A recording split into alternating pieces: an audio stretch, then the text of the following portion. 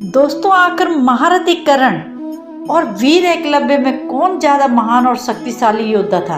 क्या वीर एकलव्य कर्ण को कवच और कुंडलों सहित मार सकते थे? क्या एकलव्य के पास कर्ण से भी अधिक शक्तिशाली दिव्यास्त्र थे?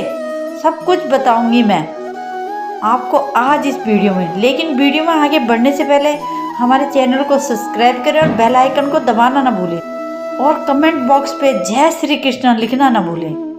दोस्तों, महारथी कर्ण और वीर एकलव्य दोनों ही महाभारत काल के सबसे महान योद्धा थे।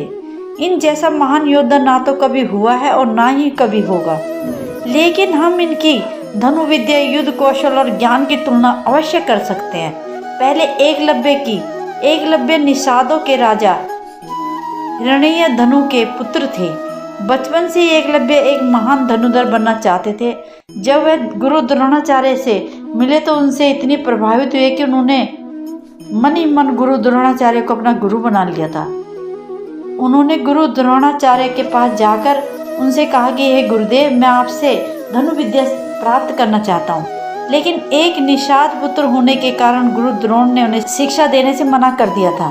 लेकिन एकलव्य तो गुरु द्रोणाचार्य को अपना गुरु मान चुके थे।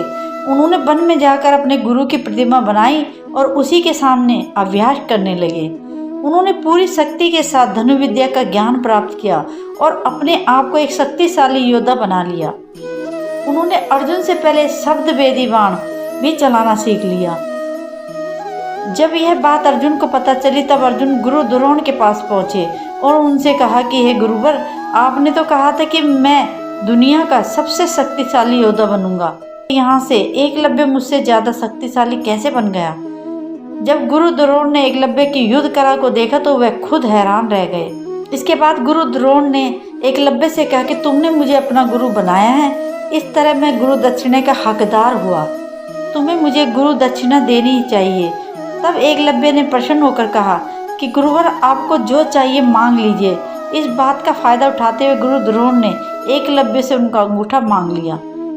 एकलव्य का अंगूठा कट जाने के बाद भी अपनी 2 उंगलियों से तीर चलाना सीख लिया था। एकलव्य को गुरु द्रोणाचार्य से सपन के द्वारा दिव्यास्त्रों का ज्ञान मिला, लेकिन फिर भी वह पहले जैसा योद्धा नहीं रहे। इसके बाद वह मगध नरेश जरासंध की सेना में सेनापति के रूप में शामिल हो गए। जरासंध वही था जिसके कारण भगवान श्री कृष्ण को मथुरा छोड़कर द्वारका जाना पड़ता।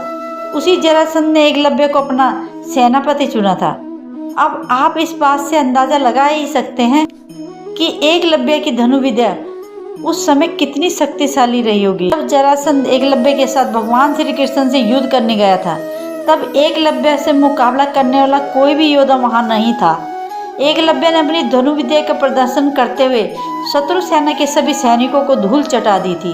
अंत में भगवान श्री कृष्ण वहां पर आए और एक भीषण युद्ध के बाद उन्होंने अपने सुदर्शन चक्र से एकलव्य का वध कर दिया। अब आप सोच सकते हैं कि किसी योद्धा का वध भगवान श्री कृष्ण को स्वयं अपने सुदर्शन चक्र से करना पड़ा। वह योद्धा कितना महान और कितना शक्तिशाली था। एकलव्य के वध के बाद भगवान श्री कृष्ण ने अर्जुन से कहा कि हे अर्जुन, तुम्हारे ही कल्याण के लिए गुरु द्रोणाचार्य ने एकलव्य से उनका अंगूठा मांगा था। अगर एकलव्य का अंगूठा नहीं कटा होता तो एकलव्य को दुनिया में कोई भी योद्धा परास्त नहीं कर सकता था। एकलव्य अपने धनुष को लेकर जंगलों में घूमता और दूसरा परशुराम कहलाता। दोस्तों, अब आप समझ ही सकते हैं कि जिस एकलव्य की तुलना भगवान परशुराम से की गई वह कितना ज्यादा शक्तिशाली होगा। अब बात करते हैं महारथी कर्ण के बारे में। महारथी कर्ण भगवान सूर्य के अंश थे, इसलिए हम कह सकते हैं कि वह एक देवपुत्र थे और उनके गुरु स्वयं भगवान परशुराम जी थे। कर्ण की अपने गुरु भगवान परशुराम जी के प्रति बहुत निष्ठा थी। उन्होंने अपने गुरु की बहुत सेवा की, जिससे प्रसन्न होकर भगवान परशुराम जी ने अपने परसे को छोड़कर उन्हें एक एक दिव्यास्त्रों का ज्ञान दिया था, जिसमें भगवान शंकर और ब्रह्मा जी के सभी दिव्यास्त्र शामिल थे।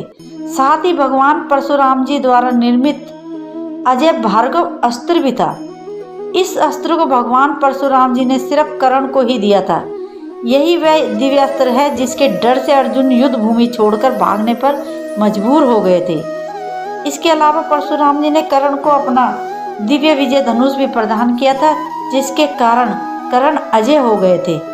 महारथी कर्ण के पास जन्म से प्राप्त कवच और कुंडल जो अमृत से बने थे। इसके होते हुए कर्ण को तीनों लोकों में कोई भी योद्धा परास्त नहीं कर सकता था। और यह बात स्वयं भगवान श्री कृष्ण ने अर्जुन से कही थी कि अगर कर्ण के पास उनका कवच और कुंडल होता तो तुम अपने गांडीव और मैं अपने सुदर्शन चक्र से भी महारथी कर्ण को परास्त नहीं कर सकते थे। इसलिए हम ये बात कह सकते हैं कि एकलव्य के अस्त्र भी कर्ण के कवच को भेद नहीं सकते थे, क्योंकि जो चीज़ अमृत से बनी होती है उसे किसी भी तरह से नष्ट नहीं किया जा सकता। तो दोस्तों, आज की ये वीडियो आपको कैसी लगी हमें कमेंट करके ज़रूर बताइएगा और वीडियो को लाइक ज़रूर कीजिएगा और बेल आइकन को दबाना ना भूलें ताकि आने वाली हर वीडियो का नोटिफिकेशन आपको सबसे पहले मिल सके।